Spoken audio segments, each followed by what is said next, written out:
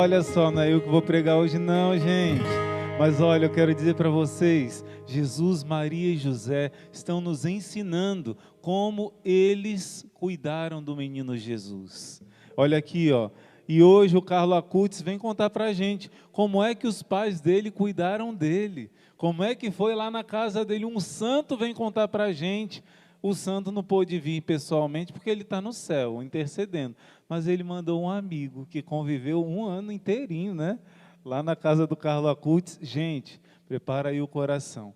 Vamos receber o nosso querido Padre Fábio com essa alegria do Espírito Santo. Olha aqui, ó, onde ele vem, o Carlo Acutis vem junto, gente, que maravilha. Seja bem-vindo, Padre. Muito obrigado. Que alegria, mais uma vez, o Senhor trazendo a presença deste santo de Deus e essa bênção para o exército de São Miguel. Seja bem-vindo. Vocês é que são uma grande bênção. Onde a gente passa, não existe outra palavra. Instituto Hesed. Toda a minha diocese de Corumbá agora, com certeza está todo mundo ligado, tá? Porque vocês estão fazendo um trabalho belíssimo de evangelização. E a gente só tem a agradecer a Deus por isso. E o quanto o nosso povo, sobretudo os nossos jovens, estão sendo beneficiados com esse trabalho bonito de vocês, né? Sobretudo pela oração. E estamos aqui mais uma vez, é uma honra e um prazer imenso poder partilhar e conversar, né, com vocês um pouquinho daquilo que não só eu vivi na experiência, mas, sobretudo, dos anseios que os nossos tempos de hoje exigem para evangelização. A irmã falava antes sobre a família. E falar da família é realmente hoje um desafio. Por quê? Porque cada dia que passa, a família está sendo destruída. O relativismo está simplesmente tirando, minando os valores que constituem a família. Aí o irmão me perguntava e me falava, né? A família do Carlo. A família do Carlo que gera um santo. O que ela tem de extraordinária? Eu posso dizer que o que ela tem de extraordinário, eu que convivi ali no dia a dia, o que ela tem de extraordinário é a graça de Deus que o próprio Carlo suscitou no coração dos seus pais. Aí eu quero falar um pouquinho um pouco do perfil do pai, da mãe, das crianças, né, dos irmãozinhos do Carlo. E hoje, o que eu posso dizer para você, pai, mãe, que estão aqui nos acompanhando nesse momento, para as nossas famílias, como também viver ou tentar entrar nessa caminhada de santidade. O pai do Carlo chama-se André. O André, ele é um homem muito, não tímido, mas um homem do silêncio. Esse um ano todo que eu convivi lá, eu pude perceber as suas atitudes pontuais. Ele é muito racional. Mas na sua racionalidade, um homem muito afetivo também. Mas sempre pontual quando tinha que dizer alguma coisa. Quando os conflitos ali surgiam, algum assunto, todo domingo, praticamente, depois da missa, no nosso almoço, no nosso bate-papo, ele tinha alguma pergunta teológica para fazer. Então ele sempre muito, muito pontual. E um homem que conseguia racionalmente chegar à conclusão das coisas, sem fazer muito esforço, porque eu percebia que ele era muito de Deus, né? Mas sempre do silêncio. O pai do Carlo, vocês nunca vão ver ele em público. André não vai aparecer para falar em lugar nenhum.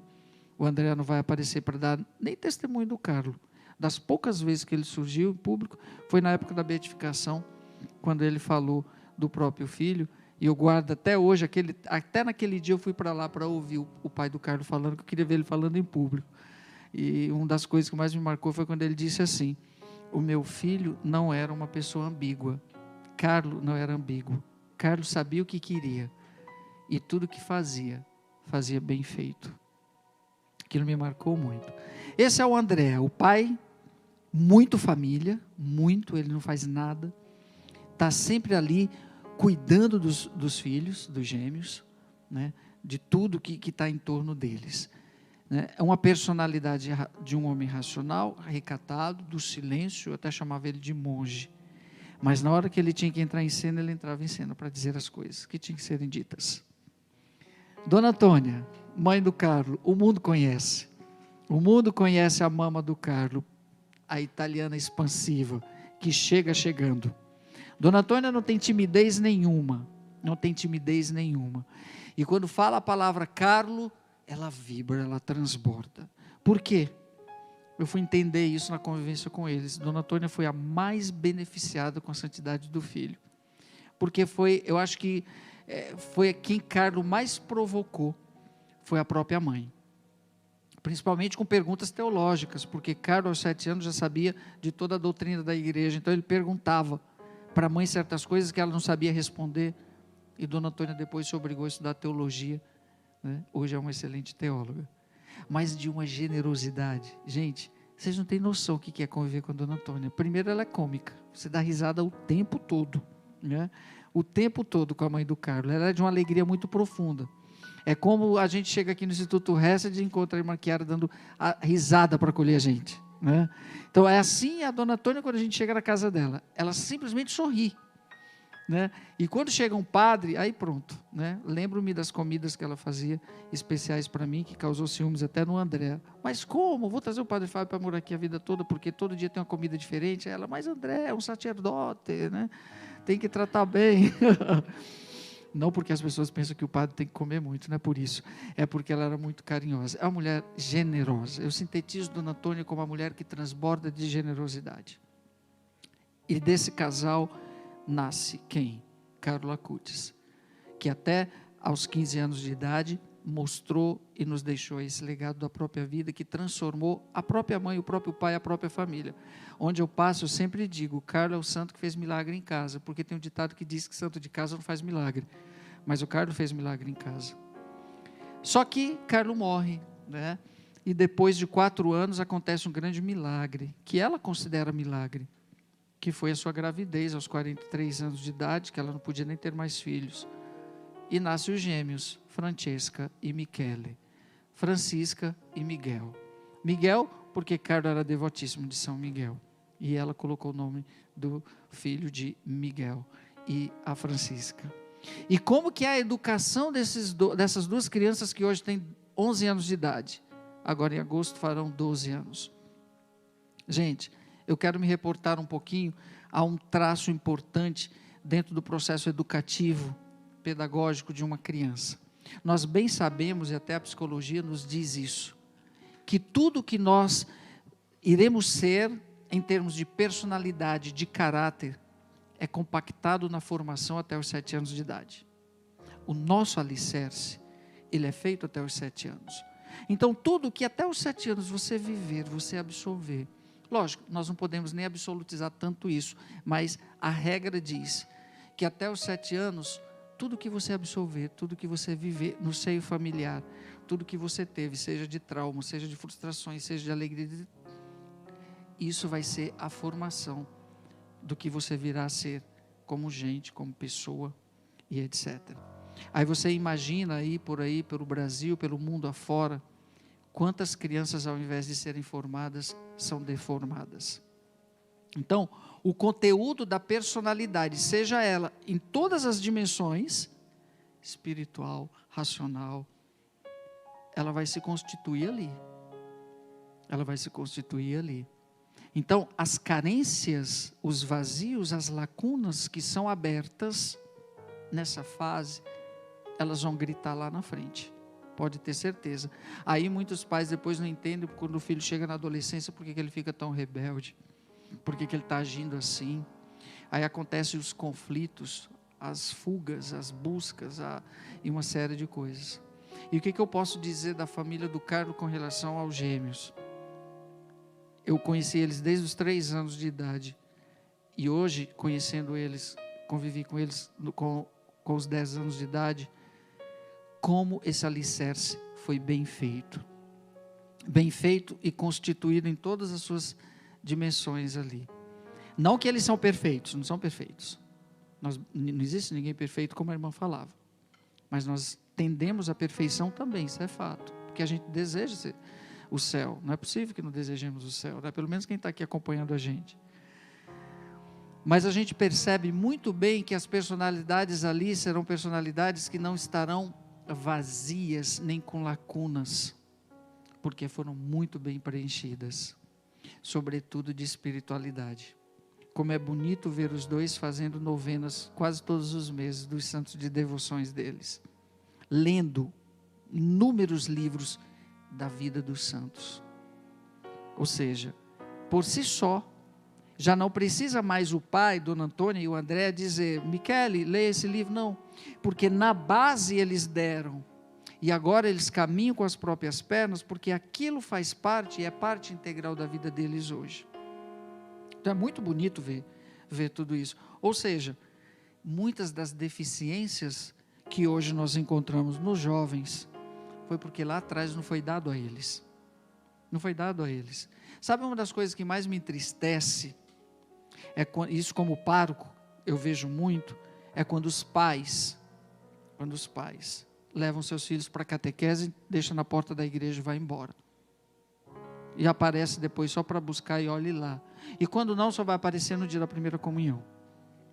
E sabe quem foi os catequistas? Quem é o catequista dos gêmeos, dos irmãozinhos do Carlos? Dona Antônia, a própria mãe. Até porque a catequese, ela começa em casa. Mas como? Se hoje as nossas famílias nem sabem mais rezar. Aí tem aquela canção do Padre Zezinho que eu acho muito bonita, e eu acho que isso deveria ser uma oração. Aliás, quando eu lembro dela, eu penso sempre disso. Lembro sempre disso. Aquela canção do Padre Zezinho, muito bonita, que diz: tudo seria bem melhor se o Natal não fosse um dia, se as mães fossem Maria e se os pais fossem José, e que a gente parecesse com Jesus de Nazaré. Realmente, tudo seria bem melhor, realmente, se o Natal não fosse só um dia. Mas se as mães fossem Maria, fossem no sentido de imitar mesmo, os pais, José, e os filhos parecessem com Jesus de Nazaré. Mas com o que os filhos parecem hoje? Quem são as referências dos seus filhos hoje? É tão interessante que o Carlos escolheu os pastorinhos de Fátima para serem os seus melhores amigos. Quem são os amigos dos filhos de vocês hoje? Vocês já pararam para pensar isso? Com quem os filhos de vocês estão andando? O que eles estão lendo? Não como cerceamento, como perseguição. Porque hoje eu vejo claramente isso, trabalhei muito em escola e hoje eu vejo isso também. O pai ou a mãe, quando querem que o filho fique quieto, o que ele faz? Dá um tablet para ele. Dá o celular na mão e o filho fica jogado ali. E ele não acompanha nada, não sabe nem que de repente o que aquele filho está vendo, o que ele está fazendo, que site que ele está entrando. Isso é perigosíssimo. Então, essa forma meio que descomprometida, ou melhor ainda, terceirizada da educação. Pais, por favor, atentos aqui ao Padre Fábio, não terceirizem aquilo que é de vocês. Não terceirizem. Os valores devem ser passados por vocês. Aí me perguntava também o irmão, e como fazer com os pais que se converteram bem depois, foram entender da fé bem depois, e não passaram isso para os filhos, o que fazer agora? Aí eu disse, rezar em dobro, porque todas as carências e as lacunas que estão lá, e que não foram preenchidas, e que de repente foram ocupadas por outros ingredientes aí, sobretudo, na não condução das tendências, principalmente aquelas que nos levam ao mal, esse pai e essa mãe vai ter que ter um desafio em dobro. E esse filho, essa pessoa, que de repente teve essas deficiências, vai necessitar muito da graça de Deus, mas muito. Mas o primeiro passo para acolher e para mudar é tomar consciência. Que bom pai, que bom mãe, que mesmo tarde você caiu em si. O tempo não dá para voltar. Se tem uma coisa que continua do mesmo jeito, é o tempo. Ele continua passando. Por isso, tome muito cuidado com os minutos que você perde hoje. O Carlos, quando terminou a sua vida lá, ele disse o quê? Eu morro, mas eu tenho a certeza de que não desperdicei nem um minuto da minha vida com coisas que não valessem a pena. Não existe uma receita pedagógica para dizer como que o teu filho, ou como que eu devo, dentro da minha família, gerenciar a conduta ou mesmo as personalidades. Mas existem, sabe o quê? Existem métodos, existem caminhos. E existe um que é o maior de todos, o caminho que leva a Deus. Esse, pode ter certeza, não tem erros. Não tem erros. Agora, lógico, ninguém dá o que não tem. Eu preciso, primeiramente, ter alguma coisa para passar. Aí a gente lembrava também de Santa Mônica, né?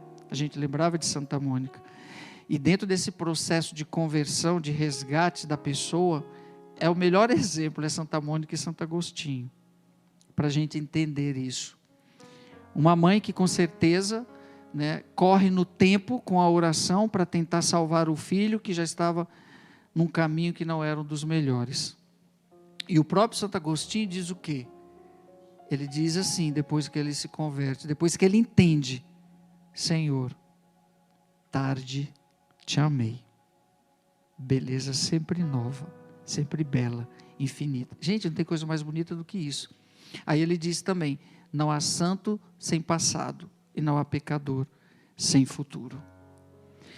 Então, por não existir uma receita pronta que nós muitas vezes queremos, os pais querem, ainda mais nesse mundo de hoje relativizado como nós estamos, onde as tendências são tantas, onde as ideologias são tantas, o melhor caminho é o caminho da graça. É o caminho da graça. Agora, para que esse caminho da graça seja eficaz, o que eu preciso? De ter uma experiência profunda com Deus. Foi isso que a família do Carlos fez. Ter essa experiência profunda com Deus. Só assim, os frutos da santidade do Filho foram acontecendo no dia a dia. Falo isso com testemunho de causa, porque eu vivi, eu vi. Eu ficava, meu Deus, que coisa bonita, olha só, né? Aliás, muitos desses processos acontecem hoje. Quantos pais se converteram a partir dos filhos? Eu já vi muito isso. Eu mesmo já fiz o batismo de um jovem que era protestante, que depois casei os pais, converteu toda a família, a partir desse jovem. Então, a graça de Deus, ela vem, mas eu preciso estar com o coração aberto, gente, senão ela não vai acontecer não. O grande problema nosso é que nós muitas vezes não queremos sair da nossa zona de conforto. Nós queremos um pacote completo, com tudo pronto. Não é assim que acontece. Até porque a vida é dinâmica. Agora, é uma conquista diária esse processo.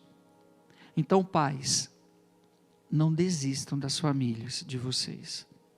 Para a igreja, a família vai ser sempre a célula primeira da sociedade. Então, não abram mão desse valor. Porque, de repente, nós não acolhemos, porque existem problemas, porque existem dores, sofrimentos, mas isso tudo faz parte da dinâmica da vida. A questão é que nós temos que ter maturidade para sabermos fazer os desvios e não pararmos ali. Quando Pedro viu Jesus, que pensava que era um fantasma caminhando sobre as águas, o que Jesus disse? Vem, Pedro. Aí Pedro foi. Só que chegou um momento que Pedro começou a afundar. Por quê? Teve medo. Homem de pouca fé. Daqui tua mão. Ou seja, perdeu o foco. Se eu sei onde eu quero chegar, eu não vou ter medo. Até porque o medo é a ausência da fé. Eu não posso ter medo daquilo que eu estou vislumbrando. Foi o que Carlos disse. A minha meta é o infinito. Foi o que o pai do Carlos disse. O meu filho sabia onde queria chegar e o que ele queria. Então, as tempestades, o vento, as turbulências, elas vão te ajudar. Elas não vão te atrapalhar. Você vai transformar e ressignificar tudo aquilo. Eita, padre, mas isso é difícil. Mas não é impossível. Isso que é bacana. Pode ser difícil. Mas quem disse que foi fácil? Vocês pensam que foi fácil chegar até a cruz? Não foi de jeito nenhum. Repito mais uma vez, todo mundo quer sempre uma receita pronta, empacotada de tudo para formar. Não existe. Até porque cada família é uma família, cada grupo é um grupo. Agora, existe aquilo que são valores comuns. E como dizia Carlo, existe aquilo que é essencial. O problema nosso é que nós muitas vezes nos apegamos às coisas periféricas. E esquecemos o essencial. É aí que o Carlo diz o quê? Carlo diz assim: todos nascemos originais, mas muitos morrem fotocópias. Que pena. Quantas famílias estão virando fotocópias? Por quê? Porque permitiram serem adulteradas por ideologias, por ondas, por modismos, por vícios e, sobretudo, por conta da ausência de Deus. É um processo que a gente tem que acreditar. É um processo que a gente tem que acreditar e tem que desejar e tem que querer. Para que esse desejo de que o Padre Zezinho canta possa acontecer. E eu digo mais, nos tempos de hoje, não é que seja tão difícil, porque cada tempo, cada geração, cada momento da história apresenta seus desafios próprios, seus anseios próprios. Mas os tempos de hoje, nós estamos com uma sobrecarga muito grande, de tendências, de coisas que cada vez mais nos afastam da graça de Deus. Padre, bom, como o senhor está falando que não existe uma receita para que a gente reconstrua a família, para que a gente possa... Uma receita pronta não, mas existe uma receita a ser construída e existem alguns elementos que nós podemos utilizar para essa receita. E eu vou dar as duas receitas máximas do católico: a Eucaristia e o Santo Terço, que era a receita básica da família do Carlo. A missa todo dia e o Santo Terço todo dia. Vocês pensam que não? Mas tem uma transformação imensa, porque a maior oração que existe é a missa. Transforma, te renova. Por quê? O que é a Eucaristia, gente? Deus quis continuar nos amando, mas nos amando de dentro para fora. Por quê? Porque a Eucaristia é alimento, é comida. O amor de Deus é assim, é de dentro, por dentro. De dentro para fora. Nós, quando escolhemos as pessoas para amar ou o que amar, nós olhamos o externo. Que o digam os nossos jovens, que buscam um padrão estético de beleza. Se aquele rapaz é bonito, se aquela menina é bonita, aí eu vou... Nem procura saber qual é o caráter, de onde veio, o que carrega, o que traz. O Carlo conjugou muito bem as duas coisas, a beleza interna, porque a santidade é a beleza que transcende da alma. A beleza da alma é a santidade, gente. Ela transborda. E a sua beleza física também, porque Carlo era muito belo. Duas coisas que se conjugaram. Mas a beleza interior é aquela que nós devemos buscar, e ela não está na aparência. De repente a pessoa pode ser linda, bela, preencha todos os padrões estéticos, mas por dentro seja uma pessoa que só por Deus mesmo.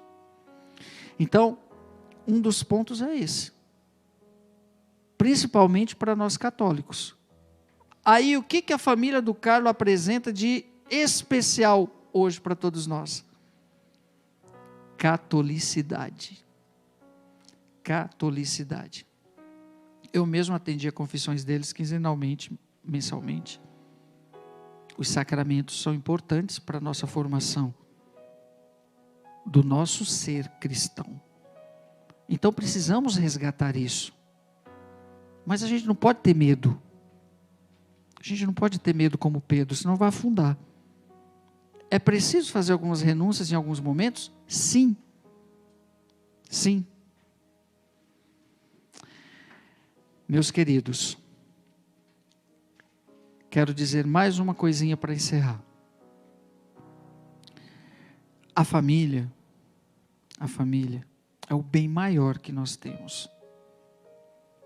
mesmo que essa família esteja passando por dificuldades, mesmo que essa família, nesse momento, a sua família, esteja dividida, destruída, sofrida, amargurada, meio que perdida, não desista dela. Em nenhum momento desista da sua família. Busque em Deus, na graça de Deus, reconstruir essa família. Tenha coragem a partir de você. Lógico, a sua família não vai ser como a família do Carlos, porque a família do Carlos foi a família do Carlos, mas ela nos dá elementos de referência de que é possível manter essa instituição divina. Por que divina? Porque a família é um desejo de Deus. Até Deus se dignou ter uma família. É um desejo de Deus. E por ser um desejo de Deus, estou usando a expressão desejo humana, né? Mas para dizer, Deus te constitui em família. Vamos resgatar? Vamos ter coragem? Não vamos ter medo. E quando surgirem aí os contratempos, reze. Faça como Santa Mônica. Busque a graça de Deus. Seja católico de verdade. Não tenha medo. Busque resgatar todos esses valores que estão sendo esvaziados pelas ideologias deste mundo de hoje. Não tenha medo. Acredite na sua família. Acredite em Deus. E viva todos os dias numa conquista diária, buscando restabelecer, resgatar e ressignificar os valores essenciais que formam o ser humano, para que isso repercuta também na sua família. E pode ter certeza que as criancinhas bem formadas e tendo como referência o equilíbrio numa família, ela vai reproduzir isso também. Ninguém dá o que não tem, né, gente? Se eu recebo, eu vou ter condições, com certeza, de também levar a tantos outros. Agradeço imensamente de ter contribuído um pouquinho com essa reflexão aqui com todos vocês. Ao Instituto Hesed, o meu agradecimento profundo, a minha oração sempre. Pode ter certeza que Carlos, como a irmã falou, já está aqui faz tempo. Cada dia mais ele vai fortalecer vocês todos nessa missão bonita. É que todo mundo aqui não está vendo, gente, mas só tem jovem aqui, viu? Ah, não, tem gente mais jovem ainda também aqui também, né? A juventude não está somente nos anos, né? Mas está na alma, no coração. Tá bom? Obrigado para todos vocês. Deus abençoe a todos. Carlos interceda sempre por todos vocês.